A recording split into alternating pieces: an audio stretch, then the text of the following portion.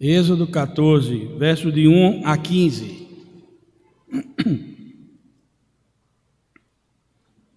Disse o Senhor a Moisés: fala aos filhos de Israel que retrocedam e se acampem defronte de Piairote, entre Migdol e diante de Baal-Zefon.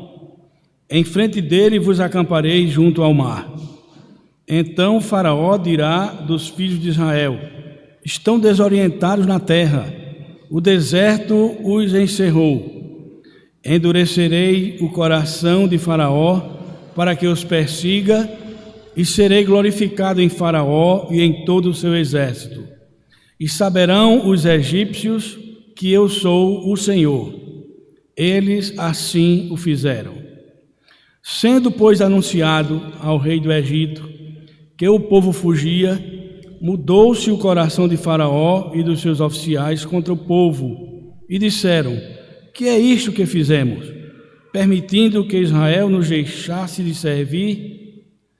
E aprontou Faraó o seu carro, e tomou consigo o seu povo, e tomou também 600 carros escolhidos, e todos os carros do Egito com capitães sobre eles.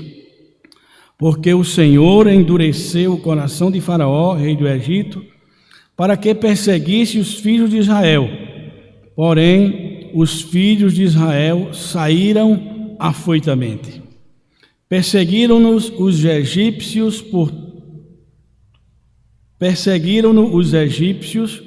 todos os cavalos e carros de Faraó, e os seus cavalarianos, e o seu exército, e os alcançaram acampados junto do mar, perto de Piairote, defronte de Baal-Zefon.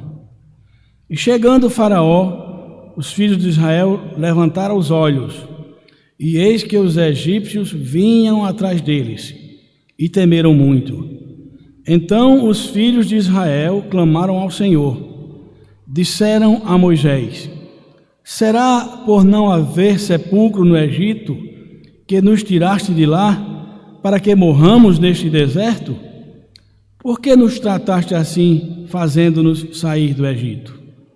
Não é isso o que te dissemos no Egito?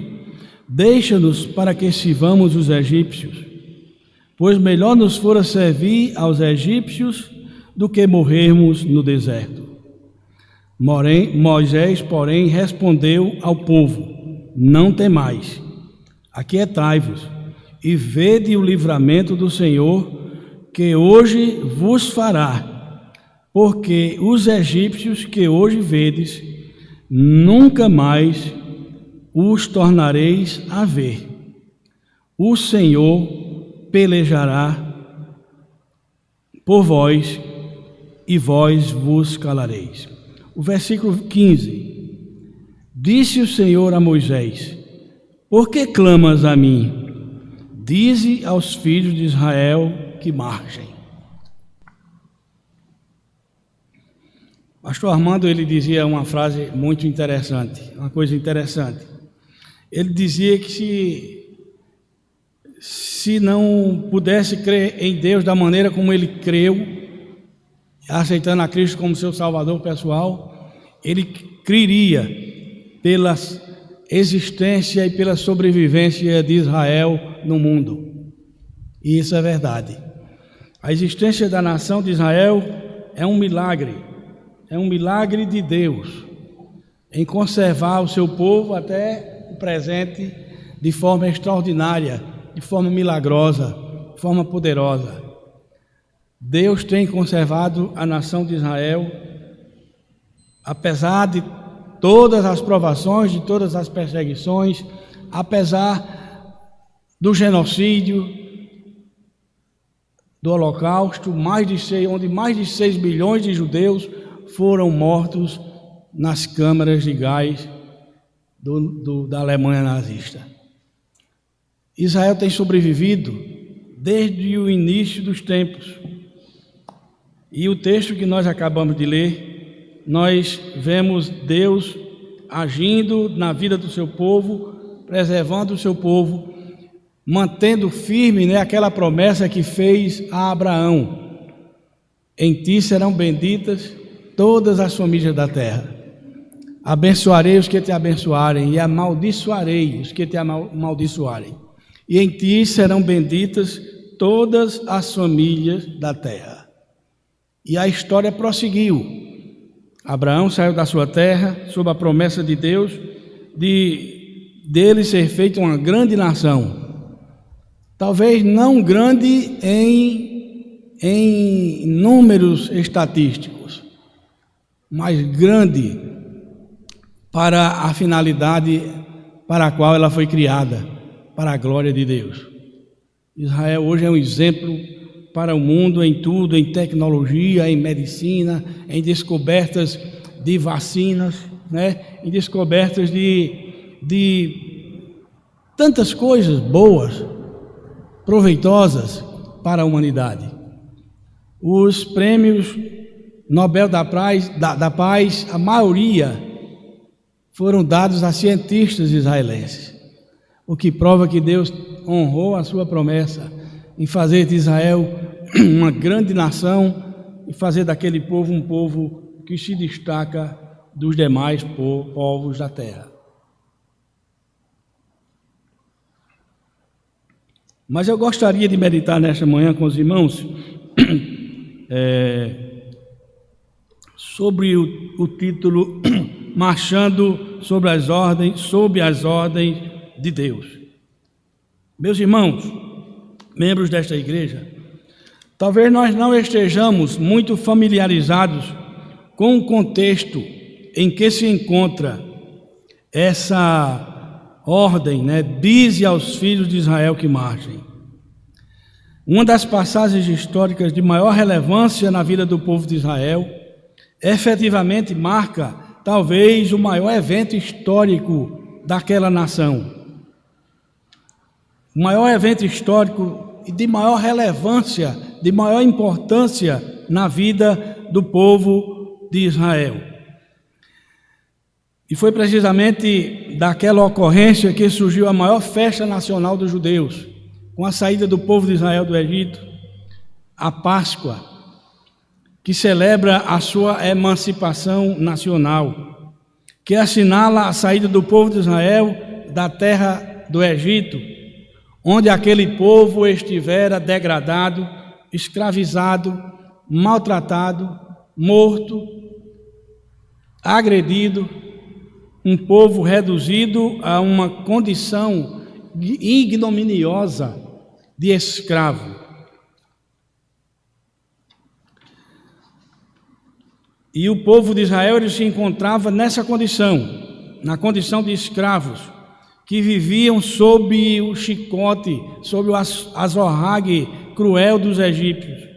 Escravos que estavam sofrendo até mesmo os horrores do genocídio, posto que as autoridades egípcias estavam preocupadas com o crescimento da nação israelita dentro das suas fronteiras e viam aquele crescimento populacional, o crescimento daquele povo como uma ameaça à segurança nacional da terra do Egito. Então, o que fez o faraó? Era necessário, então, no entender dos egípcios, promover circunstâncias de vida que debilitassem o povo, que arruinassem as condições físicas, orgânicas e biológicas daquele povo, e que assim impedisse a sua procriação. E quando não sendo isso suficiente, o recurso era o extermínio do povo, principalmente dos filhos do sexo masculino, para impedir que aquele povo futuramente viesse a aumentar mais e mais, e para que não se desse também a circunstância contraditória que os escravos se tornassem mais numerosos do que o povo da terra. E assim, naturalmente, alcançasse ascendência ou supremacia diante do povo egípcio. Então eram dias terríveis, dias de gerações de sofrimento e de angústia passaram os filhos de Israel na terra do Egito, ou na terra de Goshen, como é conhecido na Bíblia, nas paragens das terras egípcias, naquele estuário imenso do rio Nilo, onde trabalhavam sob o chicote dos seus feitores, de sol a sol, mal alimentado, sofrendo todas as agruras da vida, mas ainda alimentando a fé no Senhor Jeová, ainda confiando numa libertação que haveria de vir. E isso demonstra, irmãos, que a fé autêntica não pode ser abalada. A fé verdadeira, ela não pode ser abalada pelas circunstâncias. É admirável que as circunstâncias da vida não conseguem e não conseguiam extinguir a fé autêntica do povo hebreu. E a fé autêntica também não consegue sepultar religiões e nem aniquilar credos. Era assim a fé que permanecia no coração do povo de Israel. Muito embora sofrendo o que muitos povos têm sofrido na história, mas mantendo uma fé acesa no coração, mantendo uma fé verdadeira. Havia no coração do povo de Israel uma chama trêmula, movida de uma fé autêntica e de uma esperança sem precedentes nas intervenções do Senhor, o nosso Deus, Deus Jeová. Então chegou o tempo de Deus agir. E Deus vai abater a resistência, a dureza tirânica de Faraó, do soberano do Egito. Sobrevêm aqueles sinais denominados de pragas do Egito, dando prenúncio à saída do povo de Israel do Egito, no sentido de forçar Faraó e os seus líderes para que deixassem o povo de Israel sair do Egito, para que ele libertasse o povo de Israel. Moisés vai a Faraó, diz que Deus o enviou para que libertasse o seu povo. Então vem aquelas pragas, né? As águas se tornando em sangue, as rãs, os piolhos, as moscas, a peste nos animais, as úlceras, a chuva de pedras, os gafanhotos, as trevas sobre a terra do Egito. E culminando com a mais poderosa de todas as pragas, a morte dos primogênitos. E quando afinal o anjo da morte fere os lares dos egípcios, numa eloquente prova de que a resistência à vontade de Deus se soletra nas 5 letras que compõem a palavra morte, Faraó sucumbe e cede às evidências de que os israelitas estavam sendo assistidos por Deus, porque Deus não abandona o seu povo. Como diz Paulo lá em Romanos, Deus não abandonou o seu povo. E quando afinal, irmãos, o anjo da morte fere os lares dos egípcios, numa prova eloquente de que a resistência à vontade de Deus se soletrou, redundou na morte dos primogênitos. Então o povo sai da terra, Faraó cede quando vê o seu filho morto e todos os primogênitos do Egito mortos, desde o animal até a criança primogênita. E os filhos primogênitos, todos morreram por conta da ação de Deus para libertar o seu povo. Então, diante disso, dessa abertura de Faraó, pelo menos momentânea, o povo sai daquela terra, levando os seus pertences, levando os seus objetos de uso cotidiano, seus utensílios, e toda aquela bagagem de pobreza e de miséria, o povo carregava consigo, levou consigo. E o povo de Israel, ele sai do Egito como um povo despreparado, um povo desprovido de exército um povo desprovido de armas, desprovido de qualquer meio que pudesse se defender. O povo não tinha exército, era um aglomerado de homens e de mulheres, velhos e jovens e crianças, cada qual com a sua caçamba, ou com a sua panela, ou com o seu cesto, ou com o seu balaio, com a sua mochila, ou a sua vasilha, com o seu bordão, ou algum animal. Então, aquele aglomerado heterogêneo, carregado de dores, de sofrimentos, mas animado por uma esperança de salvamento, confiando nas promessas divinas, naquelas promessas milenares feitas a Abraão, quando disse: eu serei contigo por onde quer que andares. E Israel vivia confiante nessa promessa. Então lá vai o povo na direção do deserto, em direção ao Mar Vermelho, aquelas águas que separam o continente africano do continente asiático, precisamente entre a costa do Egito e a Península Arábica. E o povo vai pelo deserto, se envereda no deserto, o deserto adentro. Para onde esse povo ia? Seguindo o comando de Moisés. Mas a história tem uma viravolta. Israel, seguindo em direção ao deserto, de repente Faraó volta atrás em permitir a saída do povo de Israel do Egito. E quando tudo parecia ir bem, não foi outra pessoa que inflamou o coração de Faraó. Satanás inflama o coração de Faraó com ódio mortal, fazendo com que ele voltasse atrás da sua decisão em deixar o povo partir. Segue-se a história cujo relato nós vimos no texto que nós lemos. Os egípcios se recompõem, caem em si e se restauram e se recuperam do abatimento inicial, de todas aquelas pragas que havia sucedido e principalmente da morte dos primogênitos. E o texto diz que não havia no Egito uma família em que não houvesse uma pessoa morta.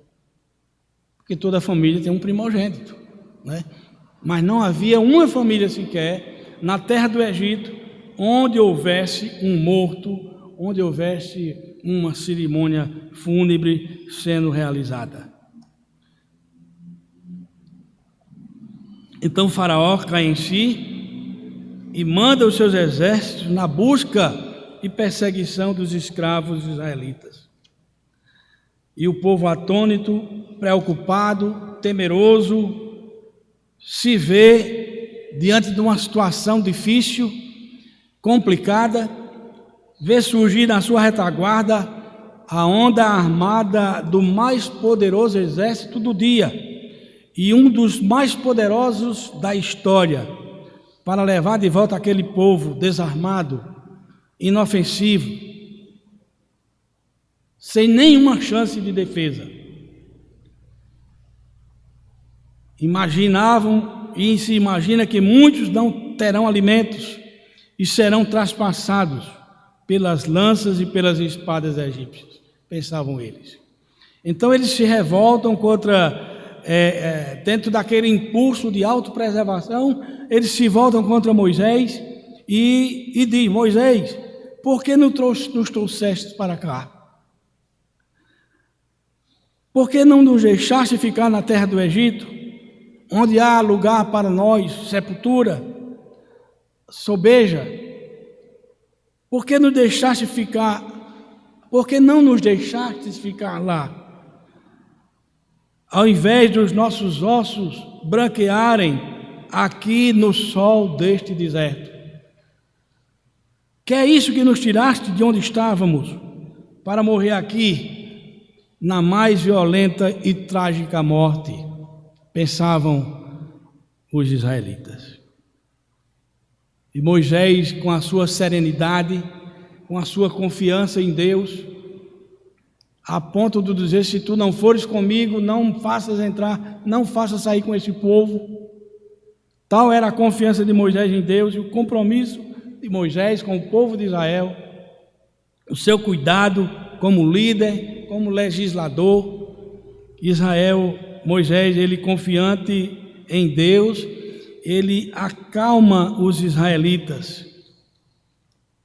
Ele acalma os israelitas e manda uma mensagem para o povo, uma mensagem de esperança, uma mensagem de fé, uma mensagem de total dependência nas promessas de Deus.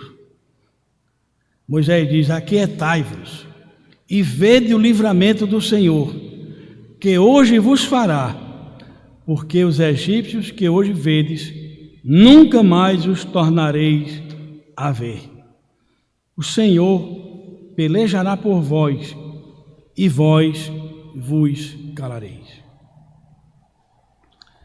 Nas horas difíceis da vida, o povo de Deus precisa de um líder que tenha esperança, que tenha firmeza espiritual, que tenha confiança em Deus, para que possa transmitir confiança e esperança para os seus liderados. Então, nas horas de dificuldades enfrentadas pelo povo de Deus, nós precisamos realmente de líderes. É importante uma liderança firme, uma liderança que haja com sensatez, com equilíbrio. Nós não precisamos de líderes que piorem a situação daquilo que já não estava indo muito bem. Se Moisés não tivesse agido da forma como ele agiu, a situação sem dúvida teria sido outra. Mas Moisés, comandante calmo, sereno, tranquilo, ele tranquiliza o povo de forma a que o povo desperte a sua confiança em Deus e desista daquele ato de revolta, desista daquele ato de obstinação contra Deus. Então Moisés diz: aquietai-vos e vereis o livramento que Deus hoje vos dará. Aquietai-vos. Nos momentos difíceis, o que os liderados precisam é ouvir a voz do seu líder e se aquietar, manter a calma, manter a serenidade, porque Deus está no comando de todas as coisas. Então Moisés se volta para o Senhor e ora ao Senhor, leva a queixa do povo ao Senhor,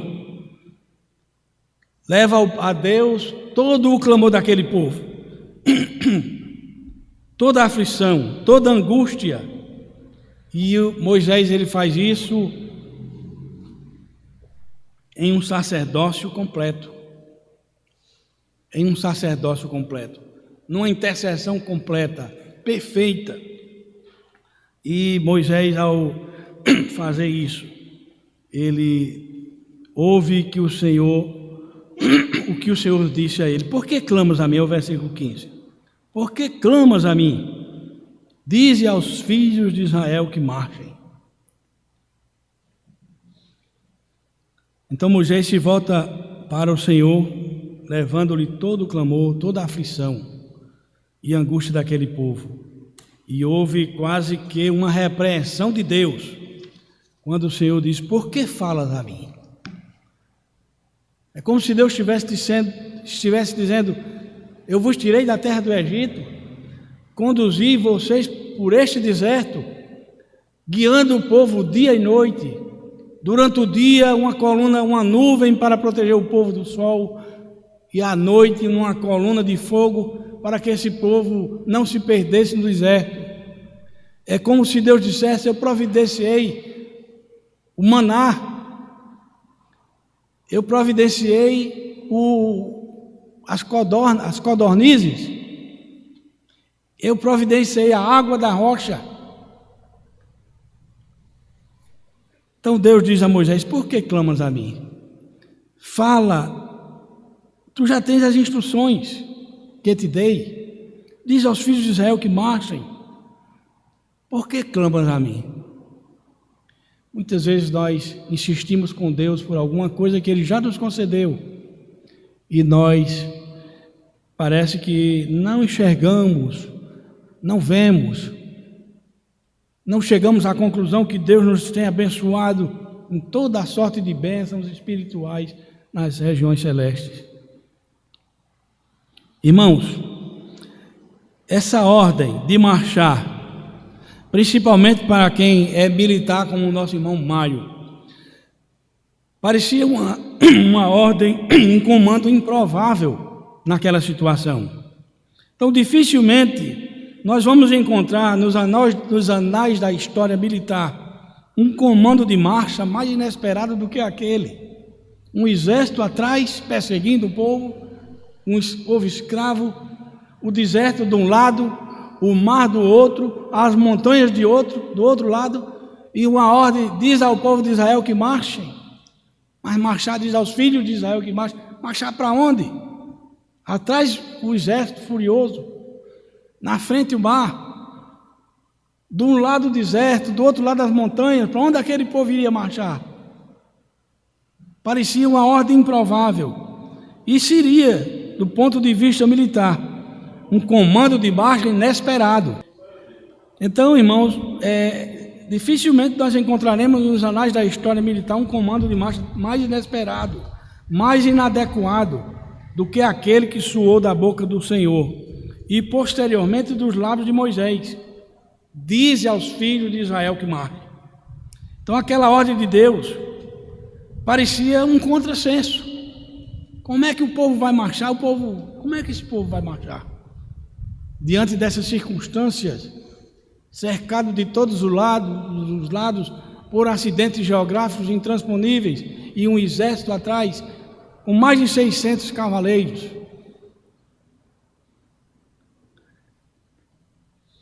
Mas para aquele comando, para aquela ordem, para que aquele comando e para que aquela ordem tivesse sentido ou tenha sentido, para que ele tenha significação e possa ser entendido, é necessário uma avaliação, uma retrospectiva daquilo que antecedeu ao grande evento da travessia do Mar Vermelho. E o que foi que antecedeu? Então, nenhum comando de marchar pode prescindir de uma retrospectiva, de uma revisão de alguns antecedentes, de alguns fatos, de alguma coisa concreta, bem sucedida no passado, para que um comando de avançar tenha sucesso. Quando os chefes militares emitem um comando de marchar aos seus comandados, em qualquer circunstância, especialmente na circunstância de combate, e especialmente ainda quando as tropas estão empenhadas, preparadas, então esse comando, irmãos, ele exige um entendimento, uma ação pensante, uma série de antecedentes preparativos em que está fundamentado tal comando.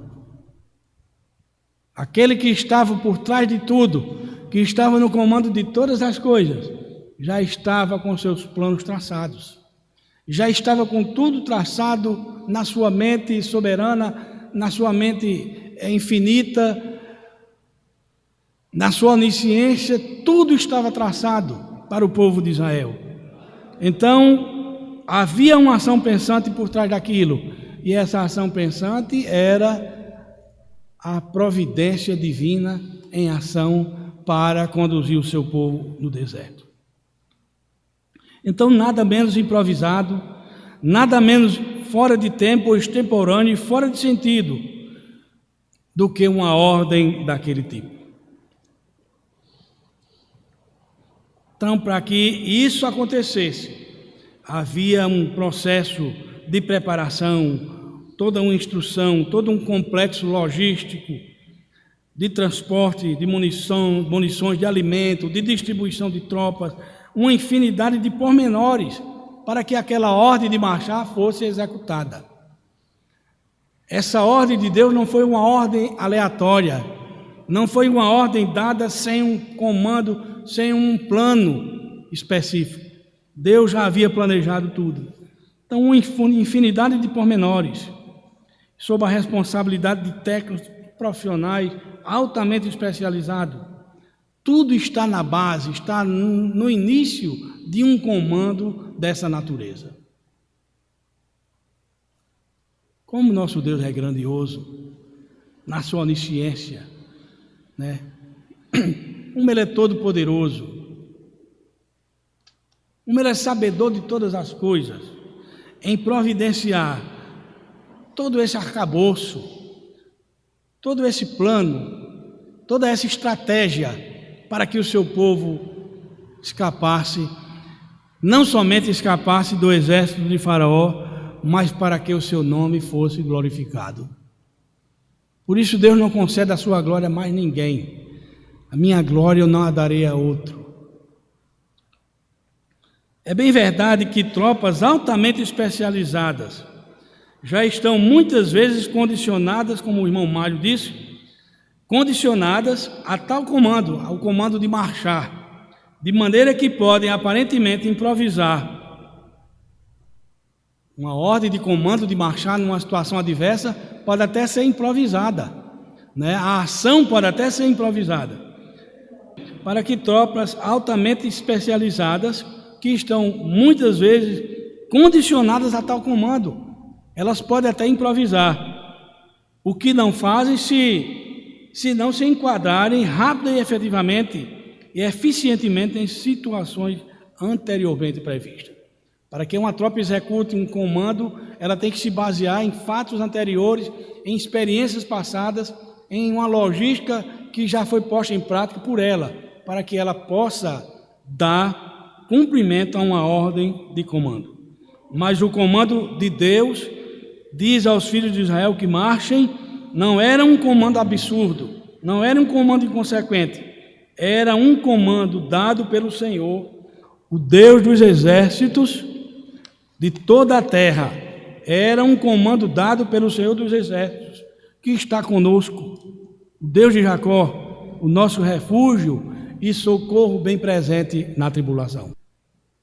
Promessas que davam sentido ao comando de marchar. Então, quando o Senhor ordenou ao seu povo que marchasse, havia no bojo, havia no arcabouço daquela ordem todo um comando, todo um acervo de antecedentes que davam sentido e significação àquela ordem. E não foram somente aquelas ocorrências imediatas no Egito, como aquelas pragas, aqueles sinais, aquelas manifestações do poder de Deus. Os preparativos vêm de longe, de muito distante, do passado. Começam mesmo historicamente com Abraão, o pai da fé. Foi que Deus disse a Abraão, quando escolhe Abraão, Deus aparece a Abraão e diz: sai da tua terra e da tua parentela e vai para uma terra que eu te mostrarei. Far-te-ei uma grande nação, e em ti serão benditas todas as famílias da terra. Abraão ouviu aquela voz, obedeceu pela fé, e por isso é chamado o pai da fé. Como é que uma pessoa recebe uma revelação? Abraão vivia numa terra pagã, incrédula, recebe um chamado e sai. Assim, só fé. Fé sem a qual é impossível agradar a Deus. Então a promessa, o concerto de Deus com Abraão, o testamento, o pacto de Deus com Abraão, com a sua descendência, são evidências da direção de Deus na vida dos patriarcas da fé. O levantamento de um José do Egito, da herança de Jacó, uma situação crítica que ameaçava o extermínio daquela nação do Egito, de repente Deus levanta José para salvar aquela terra diante daquela fome. Então, esses preparativos para que Israel caminhasse em frente, marchasse sobre as ordens de Moisés e de Deus, esses preparativos vinham de longe, não era algo impensado, precipitado, não, vinha de longe. O levantamento de um José do Egito e demais outros fatores dão prova disso. Então, a própria disciplina do povo de Israel na terra do Egito, a aquisição da perícia, o aprendizado dos artesanatos, o cultivo da fé em situações adversas, rigorosíssimas, os salvamentos, a proteção, a providência de Deus em circunstâncias humanamente inexplicáveis, assegurando a sobrevivência daquele povo, tantas vezes condenado ao extermínio. Tudo isso, meus irmãos, dava sentido e substância àquele comando do Senhor Deus Jeová: dize aos filhos de Israel que marchem. Toda a obediência dos filhos de Deus a Ele tem uma recompensa. Toda fidelidade a Deus tem uma recompensa. Ser fiel até a morte e eu te darei a coroa da vida. A confiança na providência de Deus leva o povo de Deus em triunfo, conduzindo-o à vitória. A obediência e fidelidade de Deus nos leva à vitória e às conquistas da vida cristã. Sem fé é impossível agradar a Deus, porque é necessário que aquele que se aproxima dele tenha fé e saiba e tenha certeza de que ele se torna galardoador daqueles que o buscam. Sem fé é impossível agradar a Deus. São promessas, irmãos, grandiosas da palavra do Senhor para as nossas vidas. O Senhor pelejará. Então, isso significa que Deus continuaria a ser a verdade ao longo de toda a história de Israel. Continuaria pelejando pelo povo de Israel, como está fazendo até hoje. O milagre da sobrevivência de Israel está aí para todo mundo ver. Os conflitos recentes que tiveram, não é? Israel agiu com uma precisão impressionante para atacar o inimigo, as bases militares, os lugares, os bunkers de armazenamento de armas nucleares. Israel descobriu onde era. Os Estados Unidos foram lá e bum. É a promessa de Deus. Ninguém se opõe ao povo de Israel e terá sucesso na sua história. Quando Balaão foi pago para amaldiçoar Israel, ele disse: não existe encantamentos, não existe mágica, não existe maldições contra Israel. Porque o Senhor falou lá no passado: abençoarei os que te abençoarem e amaldiçoarei. Amaldiçoar Israel é falar mal de Israel, é criticar Israel, é desejar o mal a Israel, é desejar a morte de Israel, a aniquilação de Israel como Estado, né? O plano daqueles países árabes é varrer Israel do mapa. Mas Deus não permitirá que isso aconteça. E existe futuro, há um futuro glorioso para Israel. Há um futuro glorioso nas promessas de Deus. Porque as promessas de Deus para Israel, elas não foram revogadas. Estou estudando ultimamente sobre esse assunto. É maravilhoso como Deus age na vida do Senhor. As promessas de Deus não são irrevogáveis. E Deus tem planos futuros para Israel. Muito bem, irmãos. Então, qual foi a razão desse triunfo? Os filhos de Israel não triunfaram utilizando-se dos métodos da violência. Não por força nem por violência, mas pelo meu espírito, diz o Senhor. Então eles não triunfaram contra os egípcios, utilizando-se de métodos de violência, muito menos dos meios de subversão, da revolta contra Deus, não, dos motins de todo lado. Eles triunfaram confiando na providência divina. Quantas vezes, trazendo a coisa para a atualidade, quantas vezes nós vemos igrejas, né, se amotinando contra os seus líderes? Quantas vezes nós vemos membros criticando impiedosamente os seus líderes, desrespeitando, sendo desonestos com ele, com outros irmãos. Não é assim que nós vencemos. Não é assim que nós lidamos com as coisas de Deus. Então, eles não triunfaram usando desses métodos de violência, nem de motins, nem de revolta, mas eles triunfaram confiando na providência divina. Então, a Igreja de Cristo, não estou querendo dizer que Israel é a mesma coisa da igreja. Estou trazendo a coisa para a atualidade. A Igreja de Cristo não triunfará na terra de braços dados com quem quer que seja. Quantas vezes a igreja hoje se vale de partidos políticos, né? Se envolve com política, se envolve com corrupção. Para quê? Para ter benefícios, para ter vantagens. Nós vemos isso tanto aí hoje em dia. Igrejas nem são históricas, mas vivem fazendo isso, se alinhando com partido político e partido político de esquerda. E agora nós temos o quê? É a igreja do PT. Pasmem, irmãos, a igreja evangélica do PT. E existem muitos irmãos, sei lá se são convertidos, fazendo parte dessa igreja. Tem pastoras, tem pastores.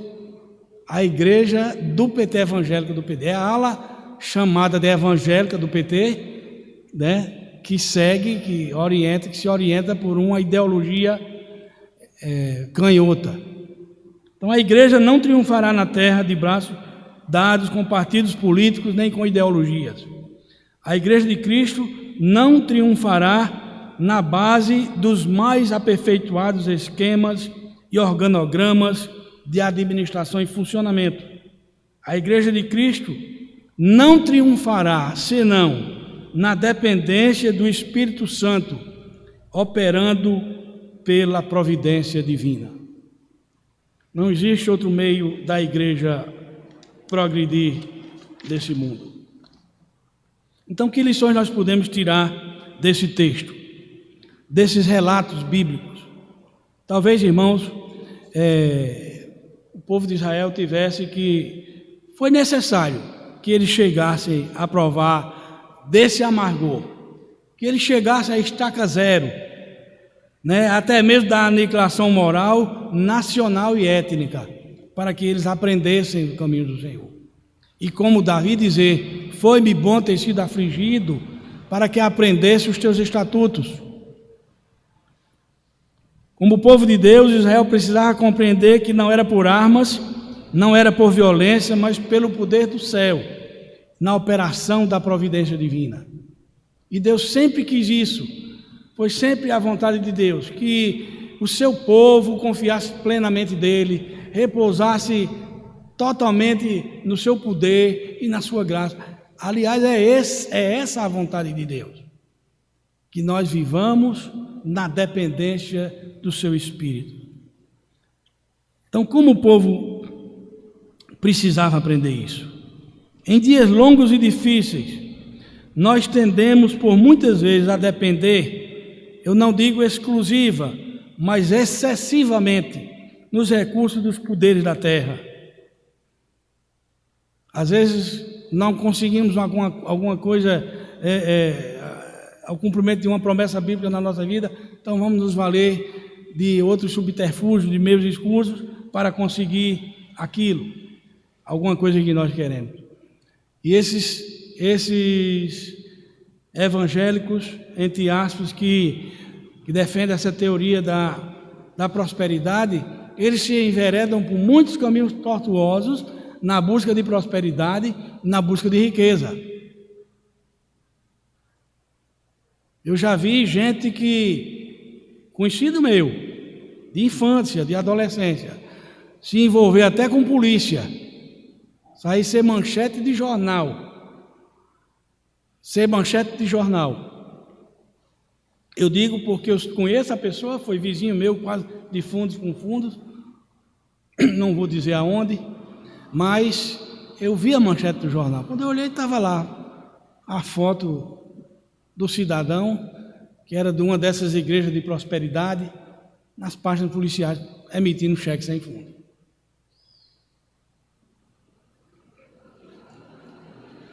Então, temos que depender exclusivamente de Deus em todos os momentos da minha vida, porque o Senhor Jesus Cristo afirmou: sem mim nada podeis fazer, nada.